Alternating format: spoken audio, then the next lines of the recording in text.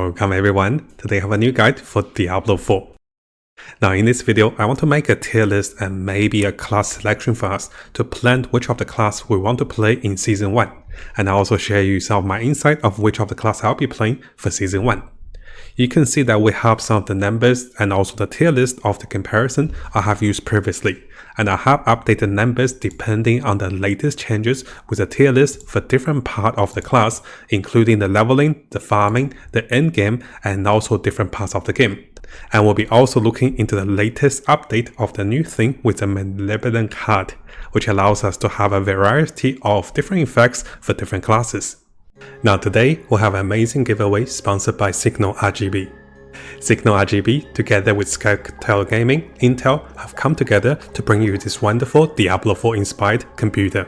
Now one of the super cool features for me for this computer is that Signal RGB's app, which syncs RGB devices for any brand to bring you a cohesive lighting experience. As you can see, the potion inside reacts to our health and also resource as we play Diablo 4 in real time. As one of the trusted resources by industry professionals and also brand leaders, Signal RGB is the leader in RGB control software, Skytail Gaming is the leader in designing high-quality, pre-built gaming PCs, and Intel is the leader in CPUs. Inside this amazing chest contains the 13th generation Intel 13600K and RTX 4070, which give us a wonderful experience playing Diablo 4 and also defeating Lilith. Now to enter this giveaway, make sure you guys use the links below and make sure you guys enter before the deadline for your chance to win this awesome Diablo 4 computer. Now this video will be broken down into several parts, so make sure you guys use the timestamps for the best result and also to see different part of the video. So what I want to do is, I want to briefly go through with you guys the latest updates with the patch notes, but not a lot because I assume you guys have heard of this. After that is, we want to go through the tier list for different part of the game that was updated for Season 1 on Maxroll. And what I'll do is, I won't go into those in details because I do plan to make some of the builds and guides for different classes and also different characters. But what I really want to do is, I want to go through the classes and also share you some of the insights. So what build would you play if you're going to play Barbarian for Season 1? Because Barbarian has been nerfed to the ground in multiple sources. And what build would you play if you're playing Rogue to have the most experience with the latest changes with a lot of damage boost but a lot of nerf to the defensive mechanics of the characters? So now let's briefly come over to the Diablo 4 patch notes for the upcoming Season 1. Now I'm going to skip right to the bottom, and if you guys do want to see more detailed notes on this one, I have found the video and I did watch this one as well. Do come over to Rex's video, and this video is very comprehensive, very good explanation, and you get to hear what Rex think about the latest changes with Diablo 4. Now coming down to the very bottom of the patch change notes, you can see that the developers have shifted the focus to make all the class a class cannon. So yes, they are giving all the class a boost of at least 25 to 40% increased damage to their skills, to their abilities. And while doing that, they're also nerfing the class's defensive mechanics by 20-30%. So what this allows most of the class to do is, well, you're not going to have a good time in terms of playing a defensive class, but you're going to have a better time to play a glass cannon. Now I'm not sure if this is a right decision, but this seems to be the major focus with all those changes. So coming back to my tier list, you can see that I have ranked Barbarian a little lower overall, simply because for most of the cases, I have played Barbarian for the entirety of Season 1. I did play Druid a little bit and also play Rogue a little bit. Now the downside with Barbarian is that we're a melee class, and as a melee class, if you cannot survive and also survive comfortably enough, well, you're not going to have a good time. So nerfing the survivability of Barbarians and also taking away some of the crucial damage resource for Barbarians with Hotter nerf, with other aspects nerf, is really hurting the Barbarians.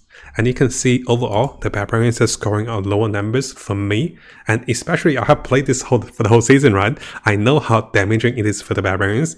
You can see overall we're losing a lot of fun with Barbarians. Well, one of the highlights with Barbarians is that you can still play as a Paladin. You can still shout for your class and you can still shout for everybody else. But the downside is you're losing survivability, you're losing damage. And overall, yes, you're getting some more damage because of the balance over here. But as Barbarians, we're really having a tough end of it. So if you're planning to play Barbarian for Season 1, I would say you start the game with Hell difficulty. Now the Hell difficulty part was a joke, of course. I still think the Barbarian is still workable, so I guess we'll focus on one class at a time. For me, the Barbarian, well, you can still play the Rend Barbarian. There seems to be a variety of buffs to Rend spells. And also there was a special legendary codex, I believe, which allows you to gain a movement speed as you run away from enemies. So what you can do is you can play Rend Barbarian, which I'll make a build for you guys very soon.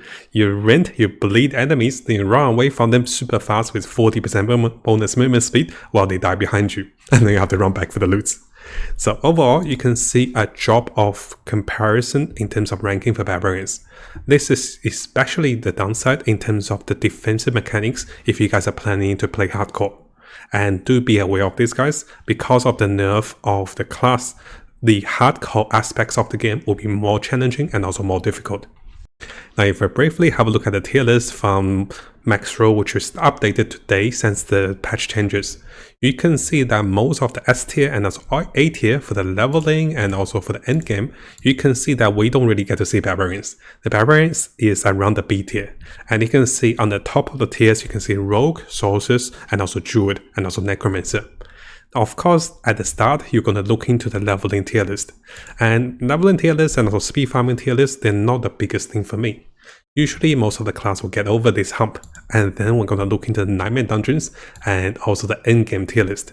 What we can see over here is you can see the Rogue on the top of the tier list together with the Druid, because those are the two classes that was affected the least. The Druid has lost a bit of unstoppableness, but the Druid can still do tons of damage.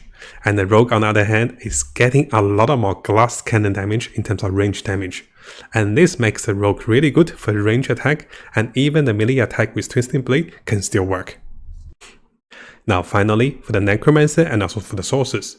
The Sorceress did lose a bit of damage, and the survivability is a concern for the Sorceress. But you can see for the endgame, the Bone Spear Necromancer, even though the nerf was, for 100% damage bonus to 60%, it can still work. So this is one of the reasons you can see that for majority of the cases, for my other 4 classes, they still have a relatively high ranking in overall comparison. So now let's briefly go through the class comparison in more details.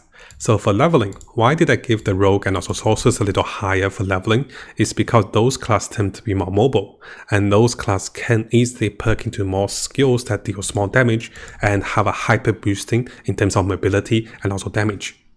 On the other side, Druid and also Necromancer are not that mobile. The Barbarians can be mobile, but the lack of damage at the start because of the lack of resource is a downfall for the Barbarians to be leveling fast. So this is also similarly the case for the farming and also for mobility. Now on the other hand, you can see that the Rogue seems to be scoring a lot higher. But do keep in mind, guys, the Rogue is using a melee Rogue to be leveling. Later in the game, especially for higher tier Nightmare Dungeons after tier 100, likely the Rogue players will play a range build because of the latest buffs to Penetrating Shot and also a lot more buff to the damage of the class but nerfs to the defensiveness of the class. Now over here, let's briefly talk about the ease of the build. When we say the ease of the build, well, it's whether you can acquire the codex and also legendary effects from the dungeons. And after that, how many of the unique items do you need to make the build work? If you're playing the Druid, you know the helmet for the unique helmet for the Druid is usually very important. Similarly, if you're going for the chest for the Sorceress. Now, most of the classes, most of the build, it's not that much of a big deal. For the Barbarians, you do need your double shout rings, which for the resource generation. Because at the moment, we don't see a variable build for Season 1 for Barbarians. The charging build doesn't seem to be working that easily. And this means the Barbarian will still have to be gambling for those resource rings. Again guys, Barbarian will have it really hard at the start of the season. But maybe if we come over here, with the Malevolent Hearts, the latest theme of the game, which we'll talk about very soon, this can be a boost for the Barbarians for survivability and also for damage. Now, as someone that played Barbarian for the entirety of Season 1 majoritarily, you can see that I have ranked Barbarians very, very low in terms of enjoyment after the latest nerfs. So you can see my point of, my feel about the nerfs and also changes. Every patch, guys, is a nerf to Barbarians. Even if there's no patch, there's a shadow nerf to Barbarians. They're literally removing this class out of the game, right? So there's only 4 classes left. Now, for the other classes, they do feel nice in their own ways. One of the biggest highlight I want to see is I want to see buffed necromancers, then the minions can actually survive and also do end-game damage. But unfortunately, I don't think we got to it this season. Maybe next season, and how the minions are scaling, maybe we can see that. Now, if you guys are looking to play hardcore, Barbarians is still one of the top picks. Because of the latest changes of the defensive mechanics of the classes, the Barbarians are still very durable. So when everybody is weak in defense, the Barbarians is still the best in terms of defense. This is also the case for the Druid. Now for the Rogue and also Sorcerers, it is going to be much harder to play hardcore. And for the Necromancers, well, it could be interesting. I still recommend playing the Druid or Barbarian for hardcore, and I really am interested to see how the players fare with the latest nerfs in the hardcore for Season 1. Now we have mentioned that the Barbarians is still very good as a shouting paladin, and this is why I give Barbarians such a high rank for multiplayer synergy.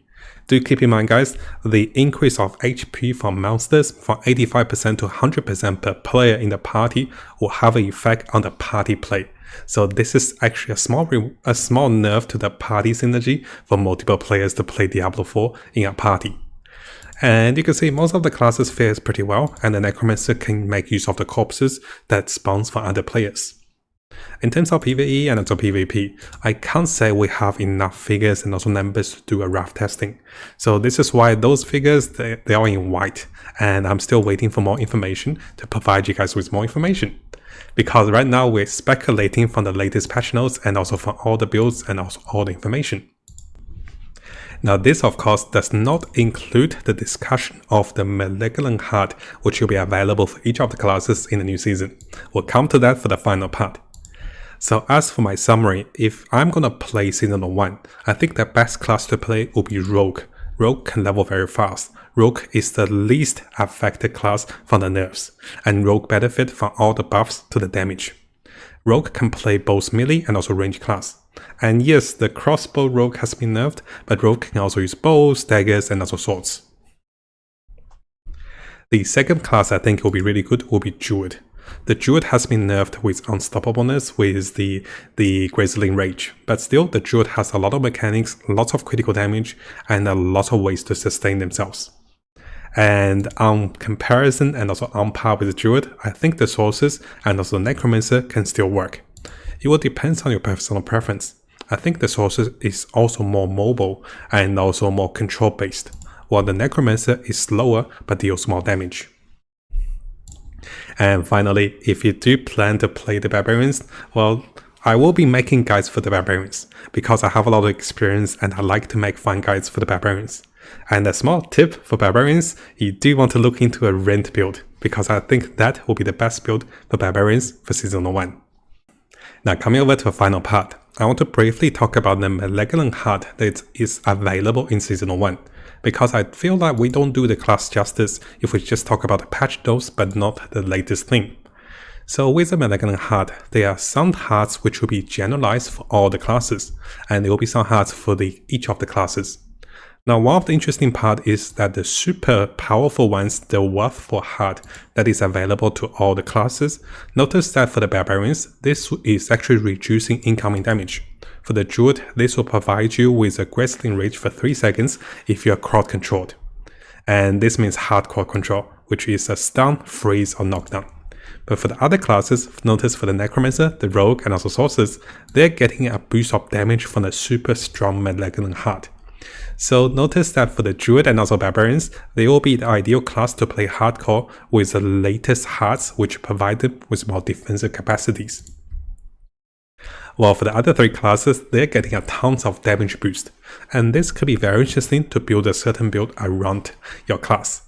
And as for the other ones, we will be going into things in more details I think, and I think if I go in too much on the hearts, this video will be too long, right?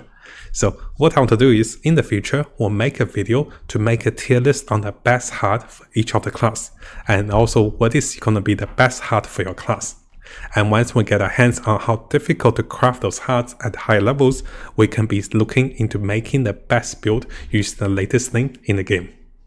Now, if you guys haven't subscribed, it is a really good time to do so, because I'll be covering tons of Diablo 4 related topics and also videos and also guides. We'll be looking to the top meta builds, non-meta builds, leveling up, and also Paragon tricks. We're also looking to the latest events and also official updates, and also changes to different characters and also different builds in the game. So make sure you hit that subscribe button and also turn the notification on, because a lot of you who are watching the videos have not subscribed. You can see 80% of the viewers who are watching our videos have not subscribed, so make sure you subscribe to stay tuned for the latest update for Diablo 4.